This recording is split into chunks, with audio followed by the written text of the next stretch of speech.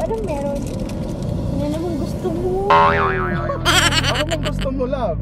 Sabihin mo sa akin kung ano yung gusto mo. Anong meron? Siyempre, di ba gusto mo? Nung last time ay pasapatos ka. Sabi mo gusto mo masaya. Kinakabahan na ako. Bakit ayaw kang masaya? Kasi baka sobra-sobra, Diyos ko talaga. Sobra-sobra. Natatakot. Ang pera nakikita yan. Nakikita, hindi nakikita.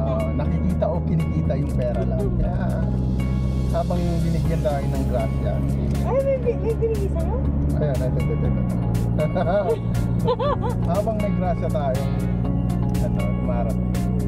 May binigay sa'yo, ano? Yung amo mo? Paano? Ano mo magbibigay sa'yo? Bibigay. Paano bibigyan na wala nang wala na yung mahina yung business. Kung meron man sinasabi na natin sa ito. Anong sabi niya? Ganun pa. Hindi na nga siya ako. Ako na nga lang, parang ako na nga yung mayari doon. Ako na yung, wala nang nag-ano. Pag na ako na yung pumunta, wala nang nagsasabi sa akin kung anong gagawin. Kumbaga, common sense ko na lang. Kung hindi ko pupuntahan, ako panis.